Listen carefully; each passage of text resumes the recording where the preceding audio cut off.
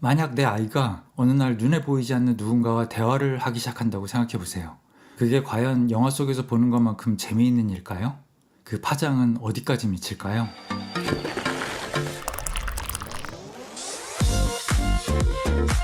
안녕하세요. 차 한 잔 마실 시간에 책 한 권에 대해 이야기하는 책 한 잔입니다. 오늘 제가 이야기할 책은 초키입니다.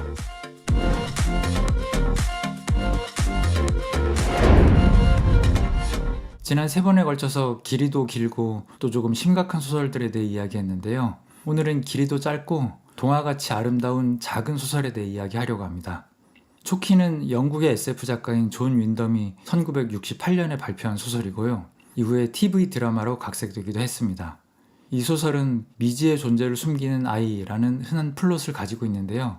다른 작품들과는 상당히 다른 접근 방식을 보여주고 있습니다.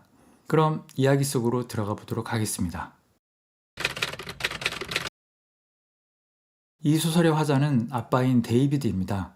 직업은 회계사이고요. 데이비드에게는 아내인 메리와 12살의 아들 매튜, 그리고 10살인 딸 폴리가 있습니다. 주인공은 12살의 아들 매튜입니다. 아빠는 어느 날 아들이 마당에서 누군가와 이야기를 나누는 소리를 듣습니다. 친구랑 이야기를 하고 있다고 생각했는데 대화의 내용이 좀 이상했어요. 왜 일주일은 7일인지, 왜 달마다 날짜의 수가 다른지를 아들이 누군가에게 설명하고 있었던 거죠. 얼마 후 데이비드는 그걸 아내에게 이야기합니다.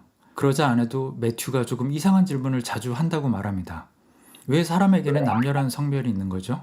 우리 지구의 위치는 우주 전체에서 어디쯤이에요? 아무튼 부부는 그저 12살 남자아이의 호기심이라고 치부하고 넘어갑니다.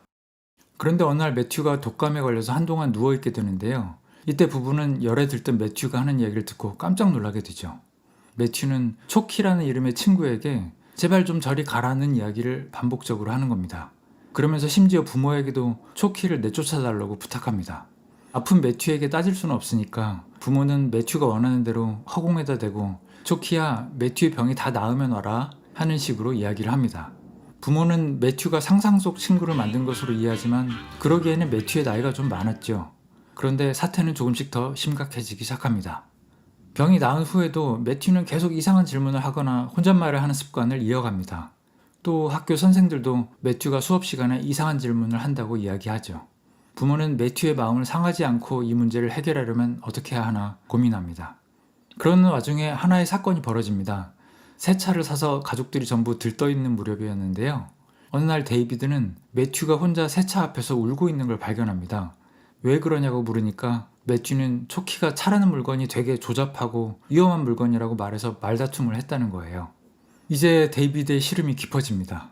지금까지는 이 문제가 그냥 시간이 지나면 사라질 문제라고 생각했는데요. 매튜가 초키의 존재를 너무나 강하게 확신하고 있다는 게 마음에 걸리는 거죠. 게다가 데이비드는 매튜가 부모님이 자기를 미쳤다고 생각할까봐 두려워하고 있다는 것도 깨닫게 됩니다. 결국 부모는 전문가에게 진단을 부탁합니다. 정신과 의사를 집으로 초대해서 매튜와 만나게 하죠. 그런데 의사는 진단이 끝나자 부부가 기대했던 것과는 상당히 다른 이야기를 합니다. 사실 부부가 의사에게 바랬던 것은 매튜에게 초키라는 친구는 사실 존재하지 않는다는 걸 납득시키는 것이었는데요. 의사는 상당히 흥분해서 매튜의 증상이 역사적으로 귀신들림이라고 불리는 현상과 꽤 유사하다는 말을 하죠. 그런데 이 귀신들림이란 단어가 엄마인 메리를 자극합니다. 사실 의사는 이게 상상력에 의한 거짓말이 아니라 매튜의 진심이라는 뜻이었는데 단어 선택을 잘못했던 거죠. 메리는 매튜가 병에 걸린 상태라고 단정하게 돼요. 반면에 매튜는 전문가가 초키의 존재를 인정해줘서 기뻐했는데 데이비드는 최소한 엄마 앞에서는 초키 얘기를 하지 말라고 매튜에게 당부합니다. 그리고 한편으로 아내를 안심시키려고 애쓰지만 점점 더 어찌해야 할지 모를 기분이 듭니다. 며칠 후 부부는 매튜의 방에서 그림 몇 장을 발견합니다. 매튜는 원래 그림을 잘 그리는 아이가 아니었어요. 그런데 이 그림들은 잘 그린 건 둘째치고 도저히 매튜가 그릴 법하지 않은 아주 독창적인 그림이었죠. 부부가 그림에 대해서 물어보자 매튜는 좀 민망해하면서 초키가 그린 거라고 말합니다. 메리는 억장이 무너지죠. 매튜가 정말 정신분열증에 걸린 게 아닌가 걱정합니다. 사실 이 부부가 이렇게 걱정하는 이유가 따로 있었는데요. 바로 매튜가 입양아였기 때문이죠. 부부와 극소수의 친척을 제외하고는 여기에 대해서 아무도 모릅니다. 매튜의 진짜 부모가 어떤 사람들인지 정보가 없기 때문에 부부의 불안은 끝도 없이 깊어집니다. 그런데 이쯤 큰 사건이 하나 벌어집니다. 내 가족이 휴가를 보내러 갔을 때 일인데 부모가 잠깐 다른 볼일을 보는 사이 매튜와 여동생 폴리가 불의의 사고로 급류에 휘말려서 강으로 떠내려가게 돼요. 근처에 있던 사람들이 급히 신고를 하지만 구조소는 2km나 떨어진 하류까지 가서야 아이들을 강에서 발견합니다. 그런데 매튜가 그때까지 동생 폴리의 머리를 잘 받치고 수영하면서 버티고 있었던 거예요. 아이들은 아무 탈 없이 구출되고 급류 속에서 어린 동생을 구한 오빠라는 기사가 신문에 실리는 바람에 매튜는 순식간에 스타가 됩니다. 그리고 원치 않은 세상의 관심을 끌게 돼요. 하지만 데이비드는 아들이 수영을 못한다는 걸 알고 있었죠. 역시 매튜는 초키 덕분이었다고 고백하는데 여전히 초키를 진짜가 아니라고 믿고 싶은 부모는 아무 말도 하지 못합니다. 한편 영국의 수영협회에서는 매튜에게 선행상 메달을 수여하는데요. 매튜의 이름으로 된 이 메달은 부모와 매튜 그 누구에게도 달가운 선물이 아니었습니다.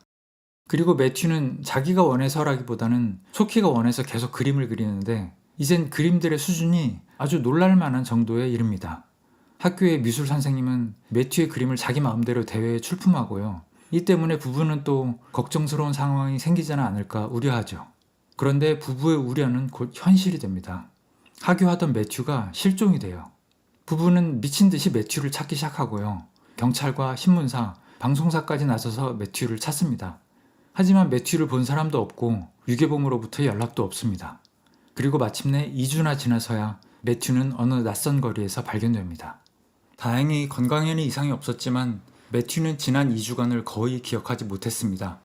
하지만 양쪽 팔에는 주사 자국이 잔뜩 있었어요. 데이비드는 아마도 어떤 정보기관에서 납치를 했던 거라고 추측하지만 확인할 방법이 없었습니다. 그저 아들이 건강히 돌아온 걸 다행으로 받아들일 수밖에 없었죠. 그런데 이즈음부터 매튜가 급격하게 우울해합니다.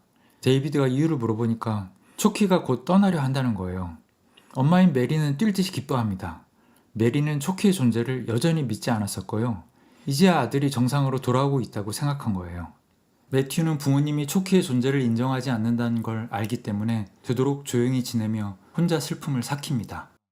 어느 날 데이비드는 매튜의 방에 들어갔다가 잠든 걸 보고 다시 밖으로 나오는데요. 그 순간 매튜가 잠깐 대화를 하자고 붙듭니다. 그리고 그건 매튜가 아니라 매튜의 입을 빌린 초키였습니다. 초키는 자신이 외계의 지성체이고 지구를 알아보기 위해 매튜의 몸에 깃들었다고 설명하죠. 그런데 이 세상을 잘 모르다 보니 매튜에게 해가 되는 일이 자꾸 벌어지는 것 같아서 매튜를 위해 떠나려고 한다고 말합니다. 그리고 초키가 없었던 그 시절처럼 세상은 평범한 원래의 모습으로 돌아가죠.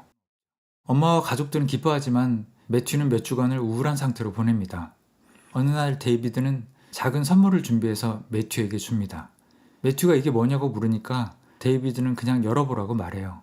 상자를 열어본 매튜는 결국 오래 참았던 울음을 터뜨립니다.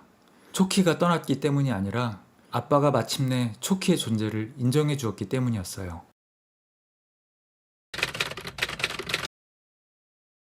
아이가 외계인의 존재를 숨긴다거나 혹은 미지의 존재가 아이에게 깃드는 이야기는 너무나 많죠. 하지만 초키에서는 접근 방식이 신선합니다. 여기서는 지구가 멸망 위기에 처하는 그런 사건은 없지만 그만큼이나 강렬하고 심각한 긴장감이 있는데요. 우리 애를 과연 믿어야 하는가 라고 걱정하는 부모의 시선으로 풀어가기 때문이죠. 아이를 믿는다는 건 말로는 쉽지만 참 어렵고 미묘한 문제인 것 같습니다. 왜냐하면 어떤 경우에는 아이를 믿지 않는 것이 그 아이를 위해서 가장 좋은 일인 것처럼 보이는 경우도 분명히 있거든요.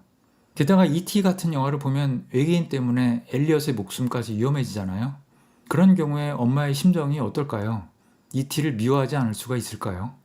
다른 외계인 이야기에서는 한 번도 다뤄지지 않은 문제가 이 소설에서는 다뤄집니다. 자식과 외계인 사이의 관계를 인정하거나 더 나아가서 지지하려면 부모에게 얼마나 큰 용기가 필요한가 하는 문제죠. 존 윈덤은 1903년에 태어나서 1969년에 사망한 영국의 SF 소설 작가입니다. 작가의 소설 중에서 제일 유명한 건 트리피드의 날이라는 소설인데요. 유성우 때문에 인류 대부분이 장님이 된 세상에서 치명적인 독을 가진 식물들과 싸우는 사람들의 이야기입니다. 작가는 이처럼 지구인과 외계인 사이의 싸움이나 종말적인 사건에 대한 액션 이야기를 많이 썼는데 작가의 마지막 소설인 초키는 독특하게 심리적인 면에 초점을 맞췄다고 할 수 있을 것 같습니다. 존 윈덤의 소설들은 깊이가 있다기보다는 기발한 설정이나 독특한 사건들이 특징이라고 할 수 있는데요. 그래서 마거릿 애드우드 같은 SF 소설가들이나 또 또 수많은 SF 영화의 각본가들이 존 윈덤으로부터 큰 영향을 받았다고 고백했었습니다. 작가는 외계인 이야기를 도구로 삼아서 아이와 부모 사이의 믿음에 대한 이야기를 하고 있습니다. 엄마와 아빠가 서로 입장은 다르지만 아이의 감정을 해치지 않으려고 노력하는 모습이 잘 그려져 있어요. 아이라고 무시하지 않고 아이가 평생 가지고 갈 기억을 소중히 여겨주는 그 태도가 저는 참 좋았습니다. 외계인보다 외계인을 만난 지구인들에게 더 관심을 기울인 이야기가 궁금하신 분들께 이 작고 현실적인 이야기를 추천드립니다. 오늘은 여기까지입니다. 다음에 더 좋은 이야기로 찾아뵙겠습니다. 감사합니다.